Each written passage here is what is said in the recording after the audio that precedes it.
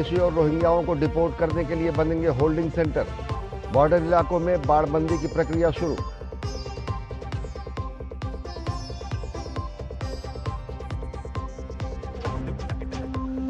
राहुल गांधी के केंद्र सरकार की विदाई वाले कथित विवादित बयान पर बीजेपी का जोरदार पलटवार। बीजेपी नेता प्रतिपक्ष के बयान को बताया देश विरोधी। कहा भारत को अस्थिर करने की साजिश नहीं होगी कामयाब।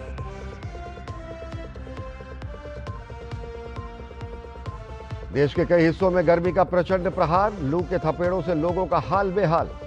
उत्तर प्रदेश के मुख्यमंत्री योगी आदित्यनाथ ने बैठक कर अधिकारियों को दिए निर्देश।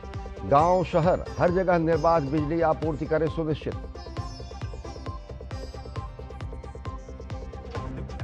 पाकिस्तान के क्वेटा में आर्मी ट्रेन में आत्मघाती हमला। 24 की मौत, 65 से अधिक घायल। धमाके के तुरंत बाद बलोच लिबरेशन आर्मी ने ली हमले की जिम्मेदारी। और अब देखते हैं खबरों को विस्तार से। भारत और अमेरिका के विदेश मंत्रियों के बीच दिल्ली में हुई बातचीत को बेहद खास माना जा रहा है। दोनों विदेश मंत्रियों के बीच हुई उच्च स्तरीय रणनीतिक वार्ता में वैश्विक चुनौतियों से लेकर व्यापार, रक्षा, टेक्नोलॉजी और आतंकवाद हर बड़े मुद्दे पर साझा सोच विकसित करने का प्रयास दिखा। अमेरिकी विदेश मंत्री मार्को रूबियो के साथ संयुक्त प्रेस वार्ता में विदेश मंत्री डॉक्टर एस जयशंकर ने स्पष्टता से कहा कि भारत का वैश्विक दृष्टिकोण दुनिया के सामने है और दोनों देश साझा मूल्यों के आधार पर वैश्विक चुनौतियों को मिलकर लड़ने के लिए सहमत हैं। दिल्ली के हैदराबाद हाउस में भारत और अमेरिका के बीच हुई अहम बैठक में विदेश मंत्री डॉक्टर एस जयशंकर ने साफ कहा है कि भारत के संबंध अमेरिका, इजराइल और ईरान सभी के साथ हैं। इसलिए भारत संघर्षों के समाधान के लिए संवाद और कूटनीति का समर्थन करता है। भारत सुरक्षित और निर्बाध समुद्री व्यापार के पक्ष में है। साथ ही अंतर्राष्ट्रीय कानून के सख्त पालन और वैश्विक सप्लाई चेन को मजबूत बनाने की आवश्यकता पर भी जोर दिया। डॉक्टर जयशंकर ने कहा कि व्यापार और संसाधनों को हथियार की तरह इस्तेमाल करना वैश्विक अर्थव्यवस्था के लिए खतरा है। इसलिए भरोसेमंद साझेदारी और आर्थिक स्थिरता आज दुनिया की सबसे बड़ी जरूरत है।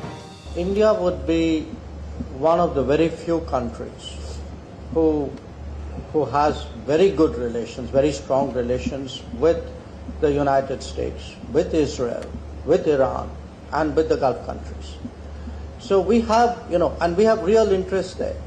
So for us, the challenge in this situation is how to maintain all these relationships, how to protect our equities, how to advance our interests. And we don't look at it as a zero-sum game. We have to manage and actually take care of all these accounts. So having said that, I would say there are some general principles by which we would approach this region. Obviously, we want peace and stability in the region. भारतीय विदेश मंत्री ने कहा कि भारत और America के बीच लगातार रणनीतिक संवाद जारी है। बैठक में पश्चिम एशिया, यूक्रेन और इंडो पैसिफिक क्षेत्र के हालात पर विस्तार से चर्चा हुई। 26 मई को होने वाले क्वाड बैठक के एजेंडे और खाड़ी क्षेत्र के ताजा घटनाक्रमों पर भी विचार विमर्श किया गया। बैठक के बाद अमेरिकी विदेश मंत्री ने कहा कि भारत के साथ साझेदारी लगातार बढ़ रही है। India is a massive economy. This is a big economy. We're your leading trade partner. We do a lot of trade with India, and so obviously, there's a big difference between, rebalancing trade with a country of this size and magnitude, with the size and productive means of your economy, versus a smaller country that maybe all they provide is agriculture, as an example. So I think it's just gotten caught up in that. The good news is that through this rebalancing, we are ultimately seek and believe we will arrive at trade arrangements around the world that are good for the United States, but also good for our trade partners. And one of those we hope will be India. In fact, we are on the verge of making that happen. We are hopeful that our trade representative can visit here very soon. दोनों नेताओं के बीच हुई वार्ता में भारत और America ने रक्षा और सुरक्षा सहयोग को और मजबूत बनाने पर भी जोर दिया। व्यापार और आर्थिक सहयोग को लेकर दोनों देशों ने अंतरिम व्यापार समझौते को जल्द अंतिम रूप देने पर सहमति जताई। साथ ही व्यापक व्यापार समझौते की दिशा में आगे बढ़ने का संकेत भी दिया। ऊर्जा सुरक्षा, परमाणु सहयोग, आर्टिफिशियल इंटेलिजेंस और महत्वपूर्ण खनिजों जैसे क्षेत्रों में भी सहयोग बढ़ाने पर चर्चा हुई। आतंकवाद के मुद्दे पर भारत ने अपनी जीरो टॉलरेंस नीति दोहराई। डॉक्टर जयशंकर ने कहा कि दोनों देश आतंकवाद और ड्रग तस्करी के खिलाफ मिलकर कार्रवाई जारी रखेंगे। India and the United States have common interests, but they also face shared challenges. Prominent among them is terrorism, Our position in that regard is very clear. It is one of zero tolerance. We appreciate the strong cooperation between concerned agencies of our two countries in this domain. अमेरिकी विदेश मंत्री ने कहा कि दोनों देश रणनीतिक साझेदार हैं और हम दुनिया के विभिन्न मुद्दों पर मिलकर काम कर रहे हैं। दोनों ही देश दुनिया के सबसे बड़े लोकतंत्र हैं और साझा मूल्यों पर आधारित हमारी दोस्ती विभिन्न क्षेत्रों में मददगार साबित हो रही है। मार्को रूबियो ने कहा कि दोनों ही देश लगभग सभी प्रमुख वैश्विक मुद्दों पर रणनीतिक रूप से एकमत हैं और भारत और अमेरिका के संबंध आगामी वर्षों में और मजबूत होकर उभरेंगे। दिल्ली में हुई भारत अमेरिका की ये रणनीतिक वार्ता ऐसे समय में हुई है जब दुनिया कई भू राजनीतिक चुनौतियों से गुजर रही है। ऐसे में दोनों लोकतांत्रिक ताकतों का बढ़ता सामरिक और आर्थिक तालमेल वैश्विक राजनीति और सुरक्षा व्यवस्था में बेहद अहम माना जा रहा है। अखिलेश सुमन और जेसिका तनेजा के साथ ब्यूरो रिपोर्ट, डीडी न्यूज। पश्चिम बंगाल में विधानसभा चुनाव के दौरान फलता विधानसभा सीट पर हुई गड़बड़ियों के चलते मतदान दोबारा कराया गया और आज वहां नतीजों की घोषणा हुई। बीजेपी को इस सीट पर 1 लाख से ज्यादा वोटों से बहुत बड़ी जीत हासिल हुई है।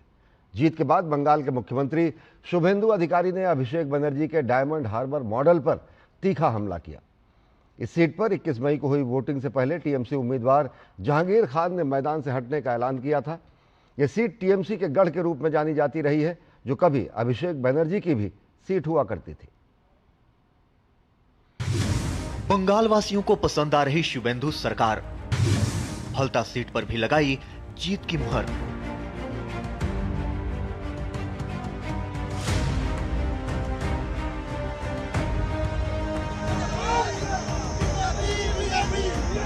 पश्चिम बंगाल के दक्षिण 24 परगना जिले की हाई प्रोफाइल सीट फलता विधानसभा सीट पर 21 मई को हुए पुनर्मतदान में भी भारतीय जनता पार्टी के उम्मीदवार दिबांशु पांडा ने बम्पर वोटों से जीत दर्ज की। इस जीत के साथ ही ये साबित हो गया कि बंगाल की जनता को शुभेंदु सरकार की नीतियों और फैसलों पर पूरा भरोसा है। प्रदेश के मुखिया शुभेंदु अधिकारी ने जीत के लिए जनता का धन्यवाद दिया तो विजयी विधायक दिबांशु पांडा भी भरोसे के लिए जनता का आभार जताया। उस वाला जो पास था वो खत्म हो गया। अब साधारण मानुष का राज, वहाँ पर कॉमन पीपल का राज चलेगा, जहाँ पर कोई अशांति नहीं होगा, सब नॉर्मल चलेगा, जो एज यूजुअल जो चलता है ऐसे ही चलेगा और फलता में डेवलपमेंट होगा, डेवलपमेंट का राज चलेगा। इस मुकाबले में सीपीआई एम के उम्मीदवार शंभुनाथ कुर्मी दूसरे नंबर पर तो कांग्रेस के उम्मीदवार अब्दुल रज्जाक तीसरे नंबर पर रहे। फलता सीट का चुनावी मुकाबला शुरू से ही बेहद दिलचस्प और नाटकीय रहा। आधिकारिक तौर पर 6 उम्मीदवार मैदान में थे, लेकिन रीपोलिंग से ठीक 2 दिन पहले टीएमसी प्रत्याशी जहांगीर खान ने चुनाव से हटने का ऐलान कर दिया, जिसके बाद पूरा सियासी समीकरण बदल गया। हालांकि तृणमूल कांग्रेस ने इसे जहांगीर खान का निजी फैसला बताया, लेकिन विपक्ष ने इसे टीएमसी की अंदरूनी घबराहट करार दिया। रीपोलिंग के बाद बीजेपी उम्मीदवार ने बम्पर वोटों से जीत हासिल की।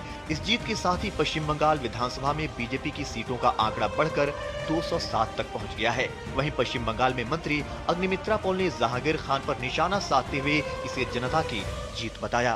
फलता में तो तृणमूल कोई जो पुष्पा बोले थे झुकेगा नहीं, तो पुष्पा तो झुकते झुकते भाग गया। और ये जो विक्ट्री है, जॉय है, ये आम आदमी का विक्ट्री है। माननीय प्रधानमंत्री जी बोले थे भय आउट भरोसा इन। हमारे माननीय मुख्यमंत्री का नेतृत्व में जिस तरह से आज फलता के लोग रास्ते में उतरकर आज 88% वोट हुआ, हम सैल्यूट करते हैं स्पेशली माँ बहन को। ये उनका जीत है। दरअसल 29 अप्रैल को दूसरे चरण के मतदान के दौरान फलता विधानसभा सीट पर भारी विवाद देखने को मिला था। ईवीएम में गड़बड़ी और कई गंभीर अनियमितताओं का आरोप लगे थे, जिसके बाद कई बूथों पर जमकर हंगामा हुआ। स्थिति की गंभीरता को देखते हुए निर्वाचन आयोग ने बड़ा और ऐतिहासिक फैसला लेते हुए फलता विधानसभा क्षेत्र के सभी बूथों पर मतदान रद्द कर दिया था। इसके बाद 21 मई को कड़ी सुरक्षा व्यवस्था के बीच दोबारा मतदान कराया गया और अब आए नतीजों ने बीजेपी खेमे का उत्साह बढ़ा दिया है।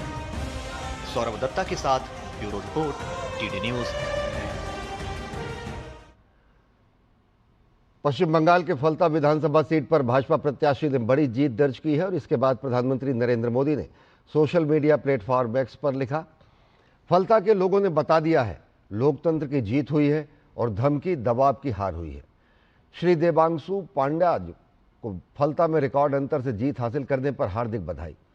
ये पश्चिम बंगाल की जनता के भाजपा के प्रति अटूट विश्वास को दर्शाता है। जनता पश्चिम बंगाल सरकार के विभिन्न क्षेत्रों में किए जा रहे उत्कृष्ट कार्यों को देख रही है और इसलिए उन्होंने हमें और अधिक आशीर्वाद देने का निर्णय लिया है। पश्चिम बंगाल के सभी भाजपा कार्यकर्ताओं को उनके शानदार कार्य के लिए बधाई। आने वाले समय में हम पश्चिम बंगाल की प्रगति के लिए निरंतर काम करते रहेंगे।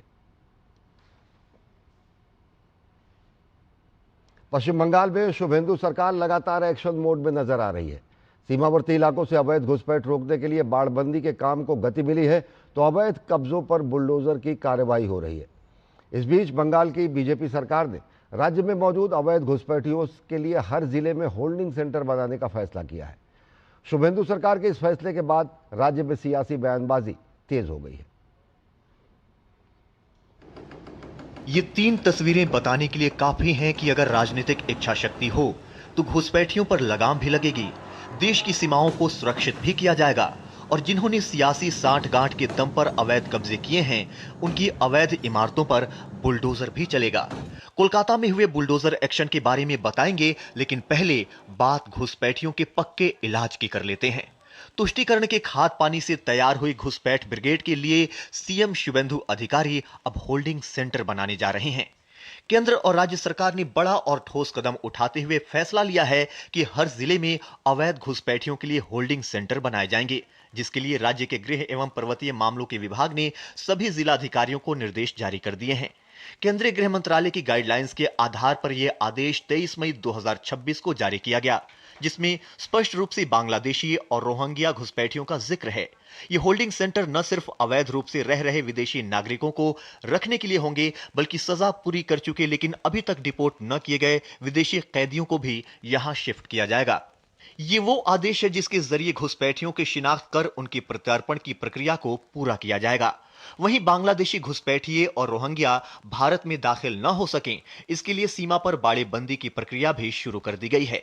जो काम ममता सरकार की वजह से पिछले 9 साल में नहीं हो सका, उसे भाजपा ने सत्ता संभालते ही 9 दिनों में कर दिखाया है, जिसके चलते सीमा पर रहने वाले भारतीय नागरिक अब खुद को सुरक्षित महसूस कर रहे हैं।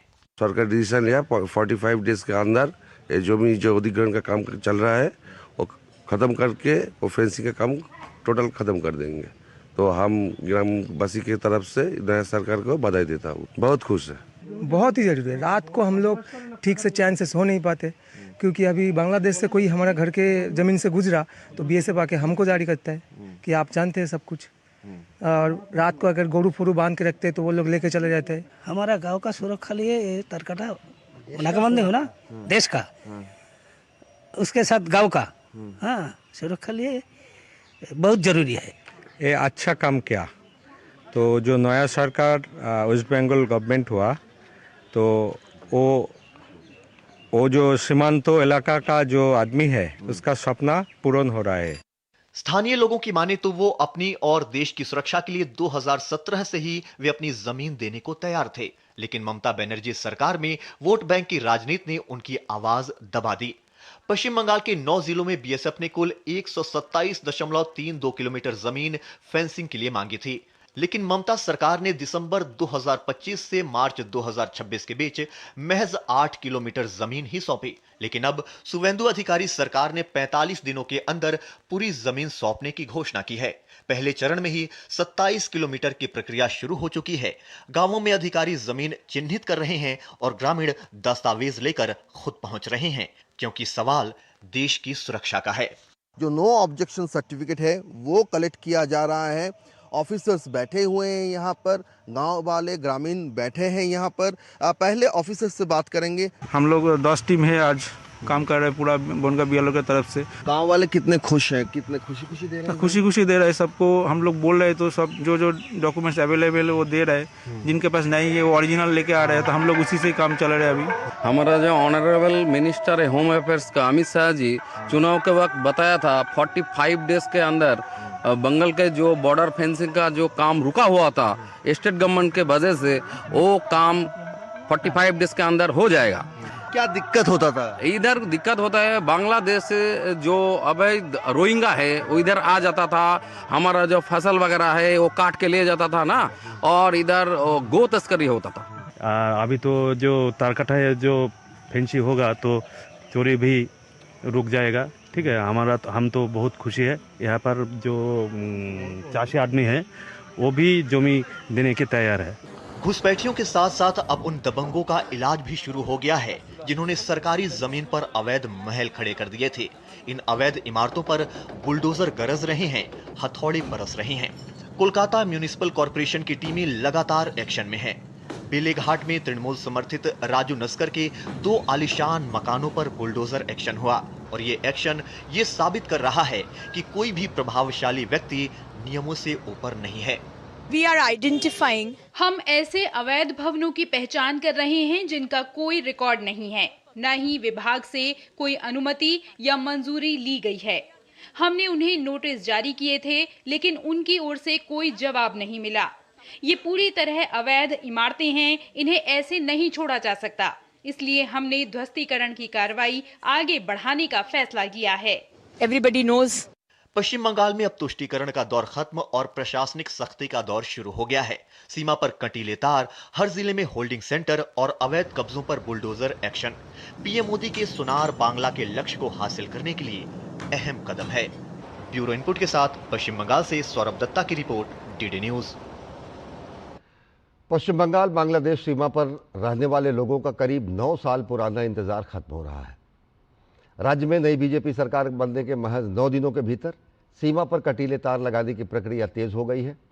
मुख्यमंत्री शुभेंदु अधिकारी के निर्देश पर भूमि एवं राजस्व विभाग की टीम जब 24 उत्तर परगना के जिले में सीमावर्ती गांवों में पहुंची तो ग्रामीण खुद अपने दस्तावेज लेकर मौके पर पहुंच गए। बनगांव के छहघरिया ग्राम पंचायत के अंतर्गत कालियानी गांव में जब 900 परिवार रहते हैं यहाँ पर, और करीब जब यहाँ पर राजस्व विभाग की टीम पहुंची तो लोगों ने उनका स्वागत किया। गांव के खेतों के ठीक पार बांग्लादेश का दौलतपुर इलाका दिखाई देता है। स्थानीय लोगों का कहना है कि वर्ष 2017 से ही वे सीमा पर फेंसिंग के लिए अपनी ज़मीन देने के लिए तैयार थे, लेकिन तत्कालीन सरकार ने वोट बैंक की राजनीति के कारण इस प्रक्रिया को आगे नहीं बढ़ाया। ग्रामीणों का आरोप है कि फेंसिंग नहीं होने का फ़ायदा उठाकर बांग्लादेशी घुसपैठिए लगातार भारतीय सीमा में प्रवेश करते रहे। सीमा सुरक्षा को लेकर राज्य सरकार की उदासीनता का जिक्र हाल ही में कलकत्ता हाई कोर्ट की उस टिप्पणी में भी सामने आया है, जब मुख्य न्यायाधीश सुजय पाल की डिवीजन बेंच ने पेश दस्तावेजों के अनुसार बॉर्डर सिक्योरिटी फोर्स को 9 जिलों में कुल 127.327 किलोमीटर भूमि फेंसिंग के लिए मांगे जाने की बात कही। लेकिन दिसंबर 2025 से मार्च 2026 के बीच तत्कालीन सरकार केवल 8 किलोमीटर ज़मीन ही उपलब्ध करा पाई। नई सरकार बनने के बाद मुख्यमंत्री शुभेंदु अधिकारी ने 45 दिनों के भीतर बीएसएफ को आवश्यक ज़मीन सौंपने का लक्ष्य रखा है। पहले चरण में 27 किलोमीटर ज़मीन हस्तांतरण की प्रक्रिया शुरू हो चुकी है। इसी ज़मीनी हकीकत को जानने के लिए डीडी न्यूज़ की टीम कालियानी गांव पहुंची, जहां ग्रामीणों ने सीमा सुरक्षा को लेकर काफ़ी उत्साह दिखाया। 9 साल से रुका हुआ था बारबंदी का काम और नई सरकार आते ही 15 दिन में वही काम खत्म हो जाएगा, ऐसा ही कह रहे हैं जो सरकारी जो आधिकारिक है। हम इस वक्त हैं उत्तर 24 परगना के कालियान ग्राम। इसी कालियान ग्राम में जो गांव वाले हैं, जो ग्रामीण हैं, उनके पास ज़मीन के लिए कागज़ लिए जा रहे हैं। जो नो ऑब्जेक्शन सर्टिफिकेट है वो कलेक्ट किया जा रहा है। ऑफिसर्स बैठे हुए हैं यहाँ पर, गांव वाले ग्रामीण बैठे हैं यहाँ पर। पहले ऑफिसर्स से बात करेंगे। सर, क्या काम चल रहा है यहाँ पर? अभी यहाँ पे चल रहा है एनओसी कलेक्शन का काम चल रहा है। बहुत दिन से पेंडिंग था ये काम। अभी हम लोग बनगांव बीएलआरओ की तरफ से आए हैं सभी लोग, तो यहाँ पे एनओसी और जो रायत है उनसे ले रहे हैं सब राय। हम लोग 10 टीम है आज काम कर रहे हैं पूरा बनगांव बीएलआरओ की तरफ से। गांव वाले कितने खुश हैं, कितने खुशी दे रहे हैं? खुशी दे रहे हैं सबको। हम लोग बोल रहे हैं तो सब जो डॉक्यूमेंट्स अवेलेबल है वो दे रहे हैं। जिनके पास नहीं है वो ओरिजिनल लेके आ रहे हैं, तो हम लोग उसी से काम चल रहे हैं अभी। दादा, क्या कहेंगे, गांव वाले कितने खुश हैं? बहुत खुश है। हमारा जो ऑनरेबल मिनिस्टर है होम अफेयर्स का अमित शाह जी चुनाव के वक्त बताया था 45 डेज के अंदर बंगाल के जो बॉर्डर फेंसिंग का जो काम रुका हुआ था स्टेट गवर्नमेंट के वजह से, वो काम 45 डेज के अंदर हो जाएगा। क्या दिक्कत होता था? इधर दिक्कत होता है, बांग्लादेश से जो अवैध रोहिंगा है वो इधर आ जाता था। हमारा जो फसल वगैरह है वो काट के ले जाता था ना, और इधर गो तस्करी होता था। अभी तो जो तारकटा है जो फेंसी होगा तो चोरी भी रुक जाएगा। ठीक है, हम तो बहुत खुशी है। यहाँ पर जो चाषी आदमी है वो भी जमी देने के तैयार है। ये काम जो 2017 से रुका हुआ था, अभी इसको खत्म करने में महज 15 दिन लगेगा। तो सवाल ये है कि 9 साल से ये काम क्यों ममता बनर्जी की सरकार इस पे रोक लगाया था। कैमरा पर्सन रंगित के साथ सौरभ दत्ता का रिपोर्ट, कालियान, उत्तर 24 परगना, डीडी न्यूज। लाल किला परिसर में आयोजित जनजाति सांस्कृतिक समागम में केंद्रीय गृह एवं सहकारिता मंत्री अमित शाह शामिल हुए। इस कार्यक्रम में उन्होंने जनजातीय समाज के सशक्तिकरण और उनके गौरव को बढ़ावा देने के लिए प्रधानमंत्री नरेंद्र मोदी के नेतृत्व की सराहना की। साथ ही उन्होंने कहा कि पहली आदिवासी राष्ट्रपति से लेकर राज्यों में आदिवासी मुख्यमंत्री तक मोदी युग जनजातीय गौरव का स्वर्णिम काल है। देश के सर्वोच्च पद पर, राष्ट्रपति पद पर कभी जनजाति का कोई व्यक्ति बैठा नहीं था। नरेंद्र मोदी जी ने गरीब संथाल परिवार से आ रही द्रौपदी मुर्मू जी को महामहिम द्रौपदी मुर्मू बनाकर समग्र ट्राइबल समाज का कल्याण करने का। अटल जी के समय में ही झारखंड और छत्तीसगढ़ जनजाति बहुल राज्य बने और आज हमारे यहां उड़ीसा में भी जनजाति का मुख्यमंत्री है और छत्तीसगढ़ में भी जनजाति का मुख्यमंत्री है। ये हमारी पॉलिसी को बताता है। केंद्रीय गृह एवं सहकारिता मंत्री अमित शाह ने जोर देते हुए कहा कि मोदी सरकार जनजातीय समुदायों के उत्थान के लिए निरंतर कार्य कर रही है और यही वजह है कि जनजातीय समाज को यूसीसी से बाहर रखा गया है। केंद्रीय गृह मंत्री ने आदिवासी समुदाय से अपील की कि वो किसी के भ्रम में या बहकावे में ना आए। नरेंद्र मोदी सरकार के गृह मंत्री के नाते स्पष्ट कर देना चाहता हूं, यूसीसी की कोई पाबंदी वनवासी जगत पर, वनवासी व्यक्ति पर लगने वाली नहीं। ये जो भेद पैदा कर रहे हैं, मैं उनको बताना चाहता हूं, यूसीसी से हमारे कोई वनवासी भाई, कोई जनजाति का परंपराओं के साथ खिलवाड़ नहीं होने वाला है। और ये संदेश लेकर आप गांव-गांव में जाइए, आपके अंचलों में जाइए, पहाड़ों पर जाइए, वन में जाइए और सभी जनजाति समाज को जागरूक करिए कि हम यूसीसी से डरने की जरूरत नहीं है। सीबीएसई कक्षा के 12वीं के परिणाम घोषित होने के बाद सेवा पोर्टल को लेकर सामने आई तकनीकी दिक्कतों को गंभीरता से लेते हुए केंद्रीय शिक्षा मंत्री धर्मेंद्र प्रधान ने कड़ा कदम उठाया है। उन्होंने केंद्रीय माध्यमिक शिक्षा बोर्ड को त्रुटि रहित पुनर्मूल्यांकन प्रक्रिया सुनिश्चित करने में सहायता के लिए आईआईटी मद्रास और आईआईटी कानपुर के प्रोफेसरों और तकनीकी विशेषज्ञों की एक टीम प्रतिनियुक्ति पर करने का निर्देश दिया है। आईटी विशेषज्ञों की यह टीम सीबीएसई के रीइवैल्यूएशन प्रक्रिया को सुचारू और पारदर्शी बनाने में बोर्ड की सीधी मदद करेगी। हाल के दिनों में सीबीएसई के पोस्ट एग्जामिनेशन सर्विस पोर्टल पर छात्रों और अभिभावकों को कई तकनीकी दिक्कतों का सामना करना पड़ा था। केंद्रीय शिक्षा मंत्री धर्मेंद्र प्रधान ने स्पष्ट कहा कि छात्रों के हित सर्वोपरि है और सीबीएसई को प्राथमिकता के आधार पर सभी सुधारात्मक कदम उठाने चाहिए। लोकसभा में विपक्ष के नेता राहुल गांधी अक्सर अपने बयानों को लेकर विवाद खड़ा करते हैं। कांग्रेस पार्टी की एक बैठक में उन्होंने केंद्र सरकार के 1 साल में गिर जाने की बात कही और इसके बाद नया विवाद पैदा हो गया। बीजेपी ने राहुल गांधी के इस बयान पर जोरदार पलटवार किया और कहा है कि कांग्रेस पार्टी देश को अस्थिर करने की कोशिश कर रही है। भाजपा नेताओं ने कांग्रेस पार्टी पर देश विरोधी एजेंडा चलाने का आरोप लगाया है।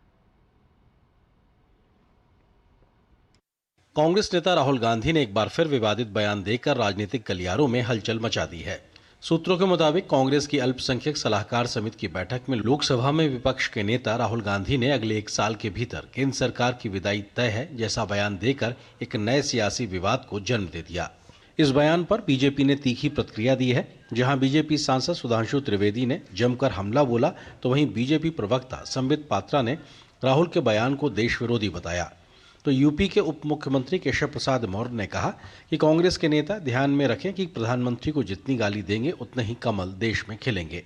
उन्होंने ये कहा है कि 1 साल के अंदर अराजकता के द्वारा यह सत्ता परिवर्तन होगा। इससे एक बात बहुत स्पष्ट हो गई है कि प्रधानमंत्री श्री नरेंद्र मोदी जी ने कांग्रेस पार्टी के लिए जो कहा था कि अब ये कांग्रेस पार्टी नहीं रह गई है, बल्कि मुस्लिम लीगी माओवादी कांग्रेस में तब्दील हो गई है। यह कोई उनके मुंह से ऐसे ही नहीं निकल गया। कहीं ना कहीं राहुल गांधी और उनके आका माने सोरोस और जो फॉरेन की कंपनियां हैं, इन सब आकाओं के साथ बैठ करके भारत में अराजकता कैसी लानी है, उसकी जो प्लानिंग हुई थी, उस प्लानिंग का कहीं ना कहीं कल लीकेज हुआ है राहुल गांधी के इस वक्तव्य से। कांग्रेसी ध्यान में रखें, प्रधानमंत्री मोदी जी को जितनी गाली दोगे, देश में उतने ही अधिक कमल खिलेंगे।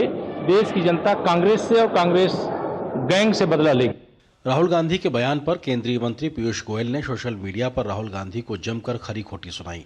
उन्होंने लिखा, राहुल गांधी का बयान देश के खिलाफ कांग्रेस सहित तमाम विपक्षी दलों एवं भारत को अस्थिर करने का सपना देख रहे टूलकिट गैंग की एक बड़ी साजिश की ओर इशारा कर रहा है।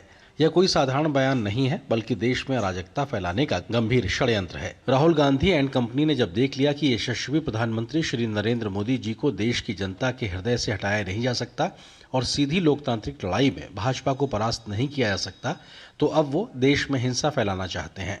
देश की जनता समझदार है, वह राहुल गांधी विपक्ष और देश के खिलाफ काम कर रहे टूलकिट गैंग को अच्छे से समझती है। जनता ने बार बार इन लोगों को करारा जवाब दिया है। इंडी गठबंधन की भारत में आग लगाने की साजिश कभी भी कामयाब नहीं हो पाएगी। ऐसा नहीं है कि राहुल गांधी ने पहली बार ऐसा विवादित बयान दिया है। पहले भी देश और विदेशी धरती पर अपने बयानों को लेकर कांग्रेस नेता चर्चा में रहे हैं, लेकिन इस बार उनका बयान देश की सरकार को अस्थिर करने पर है। Bureau report, DD news. Twisha Sharma की कथित तौर पर आत्महत्या के 13 दिन बाद आज शाम 5 बजे शव का अंतिम संस्कार किया गया। अंतिम संस्कार से पहले एम्स दिल्ली के वरिष्ठ डॉक्टरों की एक टीम ने शव का दोबारा पोस्टमार्टम किया। दरअसल 13 मई को हुई शुरुआती पोस्टमार्टम रिपोर्ट पर ट्विशा के परिवार के लोगों ने उंगली उठाई थी और आपत्तियों के बाद दोबारा पोस्टमार्टम का आदेश दिया गया था और इसके बाद एम्स दिल्ली के 4 सदस्यीय मेडिकल बोर्ड शनिवार को भोपाल पहुंचा था। अंतिम संस्कार से पहले एक भावुक बयान में ट्विशा के पिता नवनिधि शर्मा ने कहा कि परिवार ने पिछले 13 दिनों में गहरे दुख, असहनीय पीड़ा और लंबे समय तक बनी अनिश्चितता का सामना किया, लेकिन उन्हें भरोसा है कि इंसाफ जरूर मिलेगा। वहीं ट्विशा के परिवार के वकील अंकुर पांडे ने कहा कि कल जांच अधिकारी ने बताया कि हम आरोपी समर्थ सिंह को रात में लाए थे, लेकिन वो सहयोग नहीं कर रहा है, इसलिए 7 दिन की रिमांड मांगी गई है। ट्विशा की सास गिरिबाला सिंह को जमानत मिल गई है। धन्यवाद उन सभी का जो हमारे इस मुहिम के साथ जुड़े, न्याय की मुहिम के साथ जुड़े। मैं प्रार्थना करूंगा कि वो जुड़े रहें। प्लस मैं धन्यवाद करना चाहूँगा सर्वप्रथम CJI का, जिन्होंने स्वयं संज्ञान लेकर के एक नज़ीर सेट करी है। लोगों का न्याय पर भरोसा बनेगा। प्लस माननीय मुख्यमंत्री का हृदय से धन्यवाद, जिन्होंने हमारे दर्द को समझा और हमारी मांगों को माना। गुजरात के गांधीनगर में भारतीय खेल प्राधिकरण के राष्ट्रीय उत्कृष्टता केंद्र में पैरालंपिक खिलाड़ियों के लिए नई अत्याधुनिक सुविधाओं की शुरुआत हुई है। केंद्रीय खेल मंत्री मनसुख मांडविया ने इन सुविधाओं का उद्घाटन किया। इस अवसर पर आयोजित कार्यक्रम में साई के अधिकारियों, प्रशिक्षकों और खिलाड़ियों ने हिस्सा लिया। नई सुविधाओं में खिलाड़ियों के प्रशिक्षण, फिटनेस और पुनर्वास से जुड़ी आधुनिक व्यवस्थाएं शामिल हैं, जिससे पैरालंपिक तैयारी कर रहे खिलाड़ियों को बड़ा लाभ मिलेगा। इस मौके पर खेल मंत्री ने कहा कि सरकार पैरा खिलाड़ियों को विश्व स्तरीय प्रशिक्षण और बेहतर संसाधन उपलब्ध कराने के लिए लगातार प्रयास कर रही है।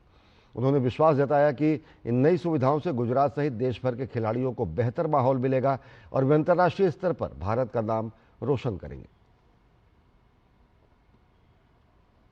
गांधीनगर साई ट्रेनिंग सेंटर में बैडमिंटन, टेबल टेनिस, कबड्डी जैसे स्पोर्ट्स के लिए ट्रेनिंग चल रही है। आने वाले दिनों में भारत कॉमनवेल्थ होस्ट कर रहे हैं और वो भी खास करके अहमदाबाद में हो रहा है और ओलंपिक्स की हम तैयारी कर रहे हैं। ऐसी स्थिति में भारत के एथलीट्स को बेस्ट ट्रेनिंग मिले, वर्ल्ड क्लास इंफ्रास्ट्रक्चर मिले और अच्छा कोचिंग के द्वारा हम हमारे एथलीट को तैयार कर रहे हैं ताकि वो पोडियम फिनिश करके भारत का गौरव बढ़ाए। केंद्रीय शिक्षा मंत्री धर्मेंद्र प्रधान ने आज सीबीएसई भुगतान गेटवे प्रणाली में सुधार के लिए केंद्रीय मंत्री निर्मला सीतारमण से मुलाकात की। सीबीएसई के परिणाम घोषित होने और पुनर्मूल्यांकन प्रक्रिया के दौरान छात्रों को हो रही तकनीकी और भुगतान संबंधी समस्याओं का समाधान करने के लिए शिक्षा मंत्रालय ने पहल की है। केंद्रीय मंत्रियों की चर्चा के बाद यह निर्णय लिया गया कि 4 सार्वजनिक क्षेत्र के बैंक, भारतीय state bank, bank of Baroda, Canara bank और इंडियन बैंक सीबीएसई के भुगतान गेटवे प्रणाली को मजबूत करेंगे। इन बैंकों की मदद से सीबीएसई समय पर भुगतान सुनिश्चित कर सकेगा, गड़बड़ियों को दूर कर सकेगा और अतिरिक्त भुगतान होने पर स्वचालित धन वापसी की सुविधा भी उपलब्ध कराएगा। शिक्षा मंत्री ने सीबीएसई को भुगतान गेटवे प्रणाली में पूरी तरह से सुधार के निर्देश दिए हैं। वित्त मंत्रालय और सार्वजनिक क्षेत्र के बैंकों के साझा प्रयास से डिजिटल लेन देन तेजी से होंगे, भुगतान गेटवे स्थिर होगा और छात्रों को पुनर्मूल्यांकन और संबंधित सेवाओं का सहज अनुभव मिलेगा। इस पहल से न केवल तकनीकी समस्याओं का समाधान होगा बल्कि छात्रों का भरोसा बढ़ेगा, शैक्षिक प्रक्रिया और डिजिटल भुगतान दोनों में पारदर्शिता आएगी। कॉमनवेल्थ दिवस के मौके पर अहमदाबाद के साबरमती रिवर फ्रंट पर संडेज ऑन साइकिल के 75वें संस्करण का आयोजन किया गया। इस मौके पर फिट इंडिया का संदेश देने के लिए Olympic medallist, Commonwealth Games champion और खेल प्रशासक और फिटनेस के शौकीन एकत्रित हुए। अहमदाबाद से हमारे संवाददाता अभिषेक महाजन की खास रिपोर्ट। रविवार को अहमदाबाद के साबरमती रिवर फ्रंट पर फिटनेस और खेल भावना देखने को मिली। कॉमनवेल्थ दिवस के मौके पर आयोजित संडेज ऑन साइकिल के 75वें संस्करण में सैकड़ों लोगों ने हिस्सा लिया। इस इवेंट में केंद्रीय खेल मंत्री मनसुख मांडविया, गुजरात के उप मुख्यमंत्री Harsh Sanghavi, fit India icon Ayushmann Khurrana और कई एथलीट शामिल हुए। गुजरात कॉमनवेल्थ होस्ट करने जा रहा है। कॉमनवेल्थ डे को सेलिब्रेट करने के लिए 75th संडे ऑन साइकिल की एडिशन को सेलिब्रेट करने के लिए आज हम सब लोग एकत्रित हुए हैं। देश को आगे बढ़ाना है, मोदी जी के विकसित भारत के स्वप्न को साकार करना है तो देश के नागरिक को फिट रहना आवश्यक है। जो हम फिट होंगे तो सोसाइटी, समाज स्वस्थ रहेंगे। Olympic medalist Gagan Narang, Commonwealth Games medalist Anjum Moudgil और ध्यानचंद अवार्डी तृप्ति मुरगुंडे ने भी फिट इंडिया मुहिम को बढ़ावा देते हुए साइकिलिंग की। With 2030 Commonwealth Games coming to India, the entire country will rise to the occasion and participate in their own little way in the journey towards 2030 and beyond. Facilities that are available at this point of time to our athletes absolutely fantastic, and we would wait 2 years to get our rifles and equipment, but now the latest equipment first comes to India and then goes across the world. Fit India icon और अभिनेता आयुष्मान खुराना ने युवाओं से स्वस्थ जीवन शैली अपनाने और फिटनेस के प्रति जागरूक रहने को कहा। I'm very proud of the fact that Commonwealth Games are happening in India in 2030 and Sundays on Cycle is a great initiative. This is the 75th Sunday and there were a lot of people outside getting encouraged and it's a great culture to have. Ahmedabad 2030 में Commonwealth खेलों की मेजबानी करने जा रहा है। ऐसे में इस इवेंट ने फिटनेस, लोगों की सामूहिक भागीदारी और खेल संस्कृति विकसित करने पर सबका ध्यान केंद्रित किया। कॉमनवेल्थ डे पर आयोजित संडेज ऑन साइकिल के इस स्पेशल एडिशन में फिट इंडिया का संदेश भी दिखा और 2030 कॉमनवेल्थ गेम्स को लेकर देश का उत्साह भी। कैमरामैन संदीप कुमार के साथ अभिषेक महाजन, डीडी न्यूज, अहमदाबाद। भारत और कनाडा के रिश्तों में एक बार फिर तेजी आती दिख रही है। केंद्रीय वाणिज्य एवं उद्योग मंत्री पीयूष गोयल 25 से 27 मई तक कनाडा के दौरे पर रहेंगे। इस दौरान भारत और कनाडा के बीच आर्थिक साझेदारी समझौते यानी CEPA पर बातचीत को आगे बढ़ाया जाएगा। पीयूष गोयल के साथ भारत के 100 से ज़्यादा उद्योग प्रतिनिधि भी कनाडा जा रहे हैं। इनमें ऊर्जा, ऑटोमोबाइल, फार्मा, कृषि, टेक्नोलॉजी और टेक्सटाइल जैसे कई बड़े सेक्टर शामिल हैं। इस दौरान पीयूष गोयल कनाडा के प्रधानमंत्री मार्क कार्नी और कनाडा के अंतर्राष्ट्रीय व्यापार मंत्री मनिंदर सिद्धू समेत कई वरिष्ठ नेताओं से मुलाकात करेंगे। दोनों नेताओं के बीच और दोनों देशों के बीच व्यापार, निवेश, ऊर्जा, आर्टिफिशियल इंटेलिजेंस और रणनीतिक सहयोग बढ़ाने पर खास जोर रहेगा। भारत और कनाडा ने साल 2030 तक आपसी व्यापार को $50 अरब तक पहुंचाने का लक्ष्य रखा है।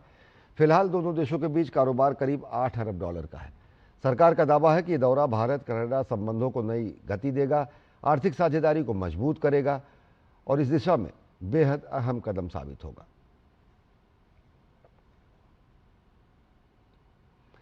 भाजपा के राष्ट्रीय अध्यक्ष बनने के बाद नितिन नवीन पहली बार 2 दिवसीय कर्नाटक दौरे पर पहुंचे। नितिन नवीन के नेतृत्व में भाजपा कार्यालय में कोर कमेटी की अहम बैठक हुई। इस बैठक में भाजपा प्रदेश अध्यक्ष BY विजयेंद्र, पूर्व मुख्यमंत्री BS येदियुरप्पा, पूर्व मुख्यमंत्री सदानंद गौड़ा और केंद्रीय मंत्री प्रहलाद जोशी समेत अनेक सांसद और विधायक मौजूद रहे।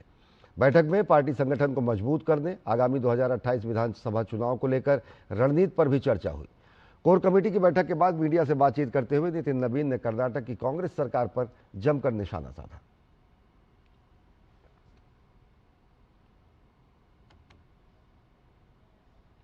पिछले 3 वर्षों में कर्नाटका की सरकार ने यहाँ की जनता को धोखा देने का काम किया है, यहाँ की जनता के साथ विश्वासघात किया है और उनके आपसी कलह के कारण जनता के हितों के काम दूर हैं। जनता के हितों से यहाँ की सरकार को कोई लेना देना नहीं है। यहाँ के नेता जो यहाँ की सरकार चला रहे हैं वो केवल सरकार को अपने लिए, सत्ता को अपने लिए साधन बनाकर यूज कर रहे हैं। इस राज्य की जनता के लिए जो विकास की योजनाएं होनी थी, जो विकास के काम होने चाहिए थे, जो वेलफेयर के काम होने चाहिए थे, उस पर सरकार का पूरी तरह से ध्यान भंग है। बेंगलुरु में पार्टी अध्यक्ष नितिन नवीन ने भाजपा नेताओं और कार्यकर्ताओं को कई महत्वपूर्ण सुझाव दिए। इसी विषय पर भाजपा MLC CT रवि ने मीडिया से बातचीत की। CT रवि ने कहा कि नितिन नवीन ने पार्टी नेताओं और कार्यकर्ताओं को जनता की सेवा करने, जनहित के मुद्दों को उठाने और उसके लिए संघर्ष करने की सलाह दी। भाजपा नेताओं को सलाह दी गई है कि वे प्रधानमंत्री नरेंद्र मोदी के विजन को जनता तक पहुंचाएं। संगठन मजबूत करने के लिए कुछ सुझाव भी हमको दिया है। उन्होंने बताया अपना संगठन विचार के वजह से, परिश्रम के वजह से, संवाद के वजह से मजबूत हुआ है। उन्होंने हमको मार्गदर्शन दिया है, हम जनता का सेवा करना, हम जनता का मुद्दा पकड़कर संघर्ष करना, सेवा और संघर्ष के माध्यम से कार्यकर्ता के साथ आत्मीयता रख करके जनता के साथ संवाद करो। जनता हमको जिताएंगे, हम देश जिताने के लिए काम करना। देश के कई हिस्सों में भीषण गर्मी का प्रकोप लगातार जारी है। मौसम विभाग ने उत्तर पश्चिम मध्य भारत में अगले कई दिनों में लू से लेकर भीषण लू चलने की चेतावनी दी है। राजस्थान से लेकर उत्तर प्रदेश, मध्य प्रदेश, झारखंड, तेलंगाना तक झुलसाने वाली गर्मी से लोग बेहाल हैं। तापमान 48 डिग्री के करीब पहुंच गया है तो कहीं पानी का संकट गहरा रहा है। प्रशासन राहत के उपायों में लगा हुआ है। देश के कई राज्यों में गर्मी ने लोगों का जीना मुश्किल कर दिया है।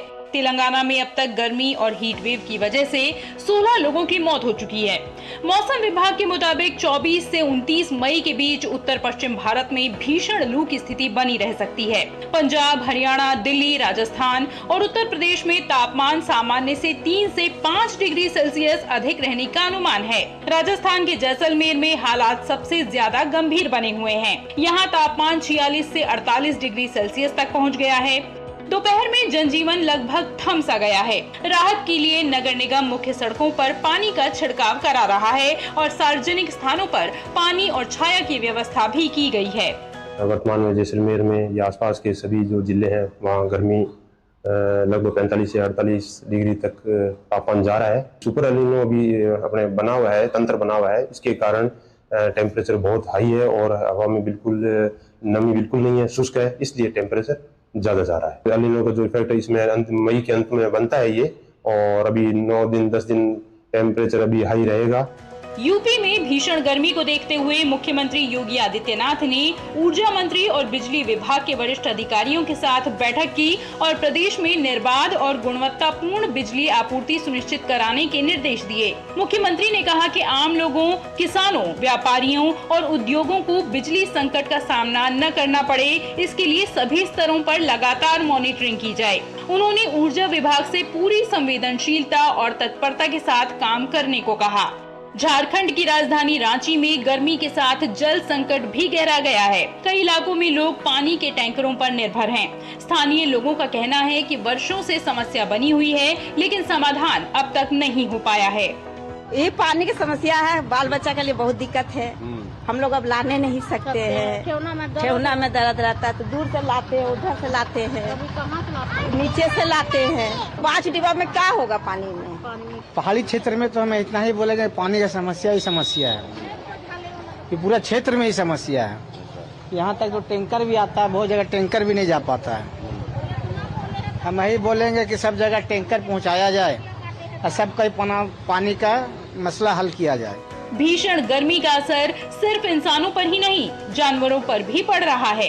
रांची के चिड़ियाघर में जानवरों के लिए कूलर, पानी के टब और विशेष खान पान की व्यवस्था की गई है। गर्मी को देखते हुए डॉक्टरों ने लोगों को दोपहर 12 बजे से 4 बजे तक बाहर निकलने से बचने, ज्यादा पानी पीने और हल्के कपड़े पहनने की सलाह दी है। विशेषज्ञों का कहना है कि समय रहते सावधानी बरतना बेहद जरूरी है, क्योंकि आने वाले दिनों में गर्मी और बढ़ सकती है।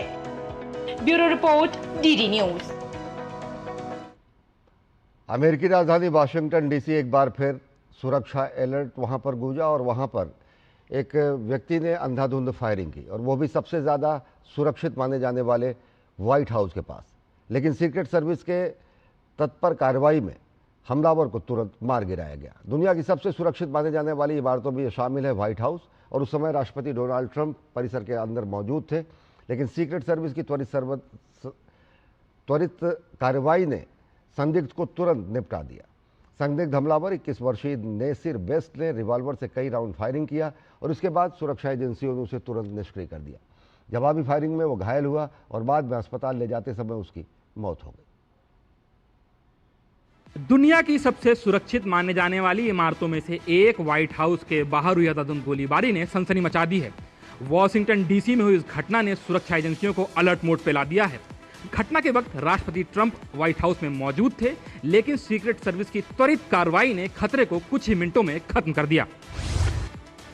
वॉशिंगटन डीसी में व्हाइट हाउस परिसर के पास रविवार को गोलीबारी की घटना सामने आई। न्यूज एजेंसी रॉयटर्स के मुताबिक संदिग्ध हमलावर ने व्हाइट हाउस के बाहरी सुरक्षा क्षेत्र के पास फायरिंग की, जिसके बाद यूनाइटेड स्टेट सीक्रेट सर्विस ने तुरंत जवाबी कार्रवाई की। जवाबी फायरिंग में हमलावर घायल हो गया, जिसे अस्पताल ले जाया गया, जहां बाद में उसकी मौत हो गई।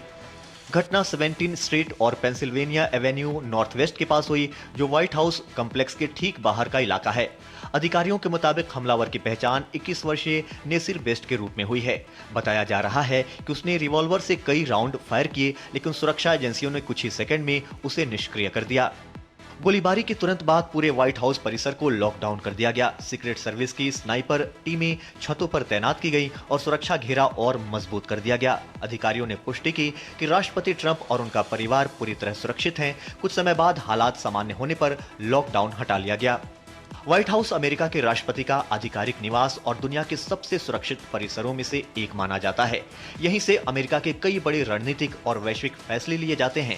ऐसे में सुरक्षा घेरे के इतने करीब हुई ये घटना अमेरिकी सुरक्षा व्यवस्था के लिए भी बड़ा अलर्ट मानी जा रही है। व्हाइट हाउस के बाहर हुई गोलीबारी को भले ही कुछ ही मिनटों में काबू कर लिया गया हो, लेकिन इसने साफ कर दिया है कि वैश्विक सुरक्षा चुनौतियां पहले से कहीं ज्यादा बदल गई हैं।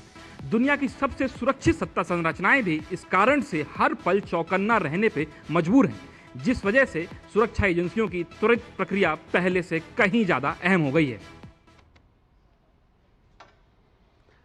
अमेरिका के राष्ट्रपति डोनाल्ड ट्रंप ने नई दिल्ली के भारत मंडपम में आयोजित अमेरिका के 250वें स्वतंत्रता दिवस समारोह को फोन के माध्यम से संबोधित किया। अमेरिकी दूतावास द्वारा आयोजित इस कार्यक्रम में बड़ी संख्या में लोग मौजूद थे। राष्ट्रपति ट्रंप ने अपने संबोधन में प्रधानमंत्री नरेंद्र मोदी के प्रति गहरा समर्थन व्यक्त करते हुए कहा कि भारत और अमेरिका के संबंध पहले से कहीं अधिक मजबूत हुए हैं। राष्ट्रपति ट्रंप के इस बयान को भारत अमेरिका रणनीतिक साझेदारी और दोनों देशों के बीच बढ़ते सहयोग के संकेत के रूप में देखा जा रहा है। I just want to say hello to everybody. I love the Prime Minister. Modi is great. He's my friend. And I just want to say a very, very good evening to everybody. It's morning here and it's evening there. And I just want to say you're great. And we've never been closer to India. And India can count on me 100% and our country. कार्यक्रम को संबोधित करते हुए विदेश मंत्री doctor S Jaishankar ने Bharat America संबंधों को लेकर दोनों देशों की साझेदारी को मजबूत और व्यापक बताया। उन्होंने कहा कि भारत और अमेरिका दोनों राजनीतिक लोकतंत्र, बाजार आधारित व्यवस्था, खुले समाज हैं और साथ ही साथ उन्होंने कहा कि साझा राष्ट्रीय हितों के कारण दोनों देशों के संबंध मजबूत हुए हैं। डॉक्टर एस जयशंकर ने कहा कि भारत अमेरिका रणनीतिक साझेदारी अब व्यापार और निवेश, रक्षा और सुरक्षा, सेमीकंडक्टर और कृत्रिम बुद्धिमत्ता, ऊर्जा, अंतरिक्ष, शिक्षा, स्वास्थ्य और कई संस्कृति के अनेक क्षेत्रों तक फैल चुकी है। उन्होंने कहा कि दोनों देशों के मजबूत संबंध लगातार नए अवसर पैदा कर रहे हैं। Our two countries approach the world with certain common attributes. We are both political democracies, we are market economies, and we are open societies. These shared traits have in recent times been strengthened by a convergence of national interests. And that is precisely what has enabled us to overcome the hesitations of history. Our strategic partnership is expressed now in a very wide range of activities. They span trade and investment, defense and security, critical and emerging technologies, semiconductors, AI, energy and space, to education, to health and to culture. Our robust linkages grow as each side adds value and expands opportunities for the other. विदेश मंत्री ने America में भारतीय प्रवासी समुदाय के योगदान की सराहना की। उन्होंने कहा कि अमेरिका में भारतीय समुदाय ने प्रौद्योगिकी, शिक्षा, चिकित्सा, उद्यमिता, सार्वजनिक सेवा के क्षेत्र में महत्वपूर्ण योगदान दिया है और दोनों देशों के बीच राजनीतिक समझ को मजबूत करने में अहम भूमिका भी निभाई है।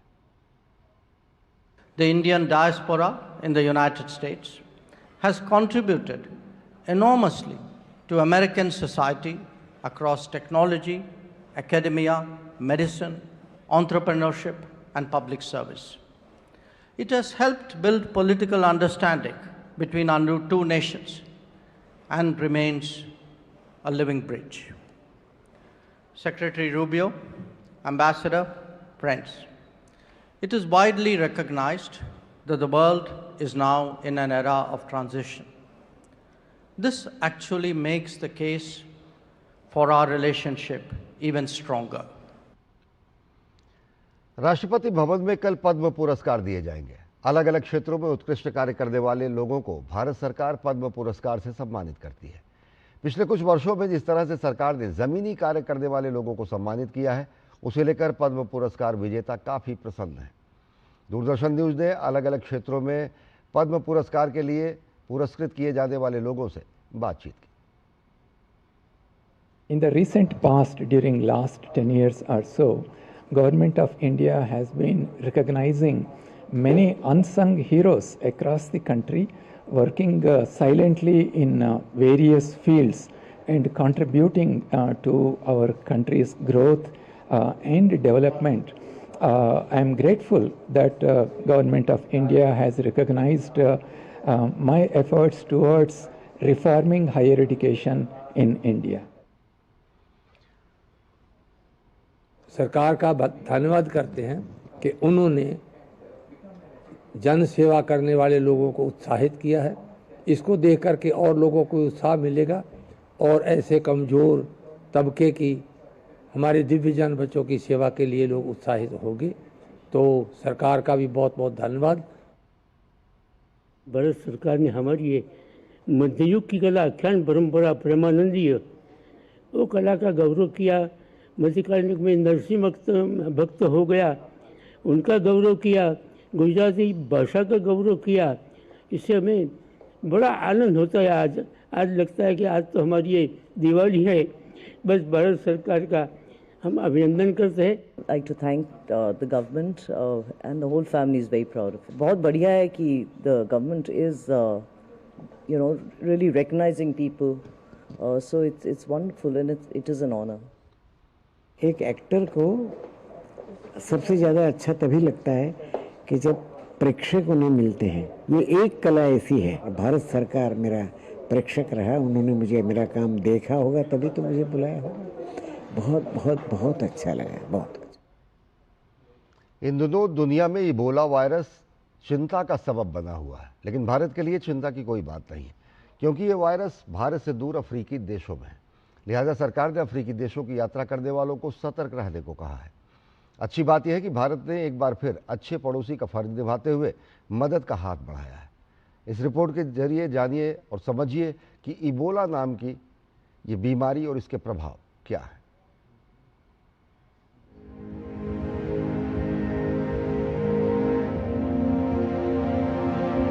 अफ्रीका के कई देशों में तेजी से बढ़ रहे इबोला वायरस संक्रमण ने दुनिया भर की चिंता बढ़ा दी है। विश्व स्वास्थ्य संगठन ने हालात को गंभीर मानते हुए ग्लोबल हेल्थ इमरजेंसी घोषित की, जबकि अफ्रीका CDC ने सार्वजनिक स्वास्थ्य आपातकाल घोषित किया। वहीं दक्षिण सूडान समेत कांगो लोकतांत्रिक गणराज्य और युगांडा की सीमा से सटे देशों में इस बीमारी को खतरे की घंटी माना जा रहा है। इबोला वायरस जिस तेजी से बढ़ रहा है उससे भारत सरकार अलर्ट है। लिहाजा सरकार ने नागरिकों को कांगो लोकतांत्रिक गणराज्य, युगांडा और दक्षिण सूडान की गैर जरूरी यात्रा से बचने की सलाह दी है। साथ ही भारत ने प्रभावित देशों से आने वाले यात्रियों की एयरपोर्ट स्क्रीनिंग तेज कर दी है, ताकि इस वायरस को भारत में घुसने से रोका जा सके। राज्यों और अस्पतालों को अलर्ट मोड पर रखा गया है। हालांकि राहत और सुकून की बात यह है कि भारत में अभी कोई मामला सामने नहीं आया है। अफ्रीका में बढ़ते इबोला संकट के बीच भारत एक बार फिर मदद रूपी संजीवनी के रूप में आगे आया है। भारत ने मदद के लिए चिकित्सा सामग्री और सुरक्षा किट अफ्रीकी देशों को रवाना कर दी है। साथ ही विदेश मंत्री डॉक्टर S जयशंकर ने अफ्रीका के साथ सहयोग का भरोसा भी दिलाया। दरअसल इबोला रोग एक वायरल रक्तस्रावी बुखार है। ये एक गंभीर बीमारी है जिसमें मृत्यु दर बहुत अधिक होती है। फिलहाल वर्तमान में इस वायरस रूपी राक्षस को खत्म करने के लिए कोई टीका या विशिष्ट इलाज स्वीकृत नहीं किया गया है। Bureau report, DD news. और पाकिस्तान के बलूचिस्तान प्रांत में रेलवे ट्रैक के पास आत्मघाती हमले में कई लोगों के मारे जाने की खबर है। एक शटल ट्रेन क्वेटा कैंट से रेलवे स्टेशन की ओर जा रही थी, जिसे सुबह करीब 8 बजे चमन फाटक के पास निशाना बनाया गया। धमाका चमन फाटक के रेलवे ट्रैक पर हुआ, जिसमें कम से कम 24 लोग मारे गए और लगभग 70 लोग घायल हुए। धमाके के तुरंत बाद बलूच लिबरेशन आर्मी ने हमले की जिम्मेदारी लेते हुए दावा किया कि एक फिदाइन यानी आत्मघाती हमला था। बलूच लिबरेशन आर्मी ने दावा किया कि इस हमले में कथित तौर पर क्वेटा कैंट से सैन्यकर्मियों को ले जा रही ट्रेन को निशाना बनाया गया। वहीं इसकी पुष्टि करते हुए पाकिस्तान रेलवे ने कहा कि राहत कार्यों के लिए रेस्क्यू ट्रक और राहत ट्रेन मौके पर भेजी गई है। जानकारी के मुताबिक विस्फोट इतना जबरदस्त था कि ट्रेन के 3 डिब्बे पटरी से उतर गए। इसमें इंजन भी शामिल था और 2 डिब्बे भी पलट गए। तो लगातार बलोच लिबरेशन आर्मी निशाना बना रही है पाकिस्तान की सेना को। तो बुलेटिन में फिलहाल इतना ही। देश और दुनिया की ताज़ा तरीन खबरों के लिए देखते रहिए DD न्यूज़। नमस्कार।